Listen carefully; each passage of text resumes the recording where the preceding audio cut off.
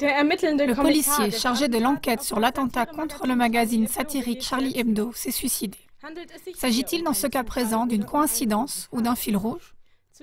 Avec cette question, je vous souhaite la bienvenue sur Klagemauer TV dans le studio de Mayence. Selon les informations des médias, M.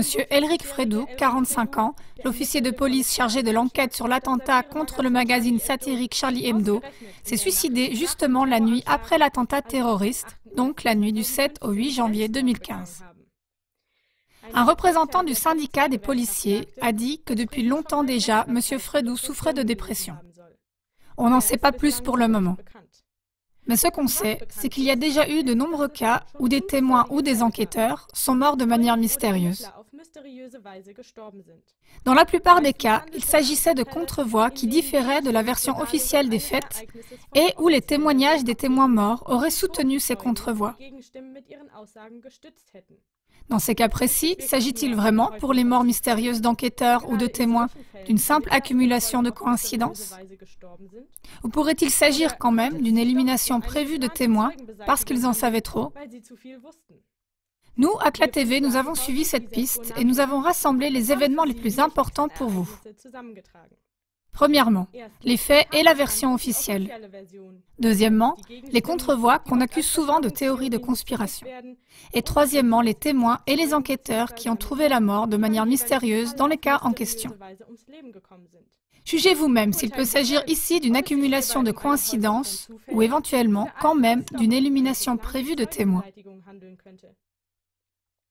Pour ne pas être trop long, nous nous abstenons d'une argumentation détaillée qui peut être vérifiée toutefois dans les sources citées. Dans ces sources, les indications sur les suicides mystérieux et d'autres causes de mort plusieurs fois mentionnées sont prouvées dans leur contexte. Fait. Le cas du trou. En 1986, déjà le Belge Marc Dutroux avait été arrêté pour le détournement et l'abus de 5 jeunes femmes entre 12 ans et 19 ans. En 1992, Marc Dutroux a été libéré de prison avant l'heure. Après cela, jusqu'en 1996, il a enlevé et abusé sexuellement plusieurs enfants et adolescents âgés de 8 à 19 ans. Il a tué son complice, ainsi que 2 jeunes femmes qu'il avait enlevées. Le 13 août 1996, Marc Dutroux a été arrêté une fois de plus. 2 fillettes de 8 ans qu'il avait enlevées et enfermées sont mortes de faim pendant que lui était en prison. Selon le dossier d'enquête du procureur, Marc Dutroux ne serait pas un tueur isolé, mais il ferait partie d'un réseau international de pédophilie et de pédopornographie. Selon des remarques de Marc Dutroux, les liens de ce réseau conduiraient jusque dans les plus hauts cercles politiques du royaume. Mais on n'a jamais découvert ces plus hauts cercles. D'après le reportage de la ZDF en 2001 intitulé « La trace des violeurs d'enfants, Marc Dutroux et les témoins morts », 27 témoins qui voulaient témoigner au procès ont trouvé la mort pendant le temps de l'enquête après l'arrestation de Marc Dutroux. Le procureur Hubert Massa se serait suicidé en juillet 1999.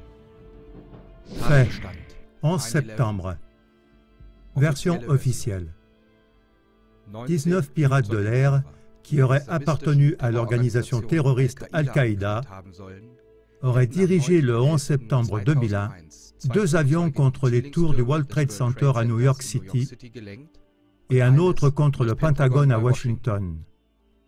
Les 2 tours jumelles, ainsi que le bâtiment numéro 7 à côté, se seraient écroulés à la suite de cela. Les attentats ont causé la mort d'environ 3000 personnes. Le gouvernement américain et ses services secrets étaient au courant des attentats et les auraient même permis ou les auraient activement planifiés et exécutés. Les tours jumelles ainsi que le bâtiment numéro 7 ont été amenés à s'effondrer par un dynamitage contrôlé qui aurait été placé dans ou sous les bâtiments. Il serait même possible qu'il n'y ait même pas eu d'avion. Énormément de témoins du 11 septembre sont morts de manière mystérieuse. Ils avaient en commun que toutes leurs déclarations soutenaient la version de la contre-voix.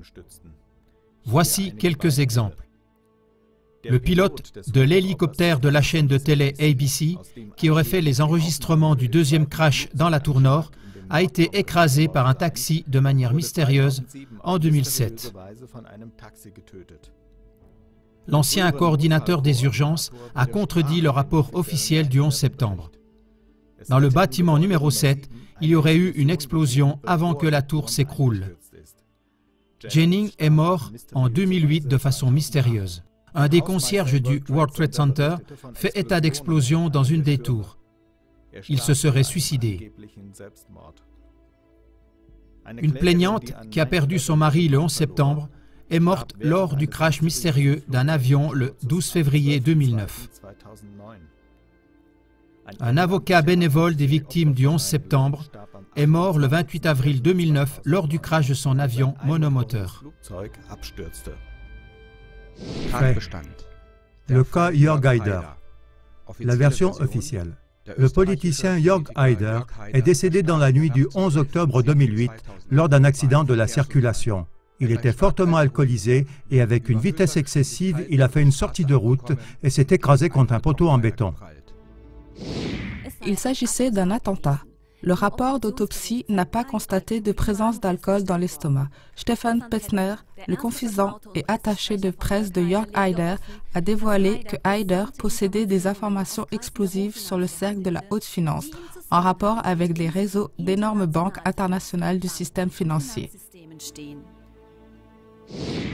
Manfred Dörfler, le commissaire de l'époque, se serait suicidé le 11 octobre 2013, comme par hasard, 5 ans après, jour pour jour. Il aurait eu des problèmes psychologiques. La mort du commissaire aurait carrément été classée comme secret d'État. Fait. Le cas Natascha Kampusch. En 1998, la jeune Autrichienne, alors âgée de 10 ans, a été enlevée à Vienne par Wolfgang Priklopil et elle a été détenue dans la maison de celui-ci pendant plus de 8 ans. Kampusch a réussi à s'échapper en 2006. Après cela, Priklopil s'est suicidé. Priklopil n'était pas un criminel isolé, mais il avait des contacts dans les milieux sadomasochistes ou pédophiles. Priklopil ne s'est pas suicidé, mais il a été assassiné. L'enquêteur en chef Franz Kröll se serait suicidé le 25 juin 2010. Cela a été démenti entre autres par son frère.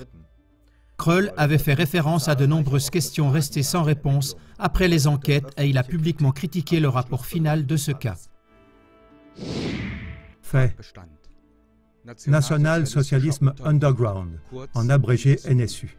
Version officielle. Le NSU serait une association d'extrême droite terroriste en Allemagne et il serait composé de 3 membres.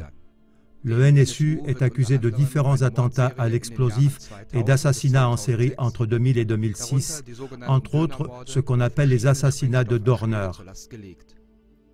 Il paraît qu'à Heilbronn, en 2007, les membres du NSU auraient abattu une policière du pouvoir exécutif et grièvement blessé d'une balle dans la tête un autre agent de police.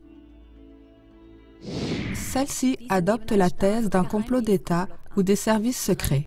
Les 3 membres du NSU seraient plutôt des instruments ou même des boucs émissaires pour d'autres cercles.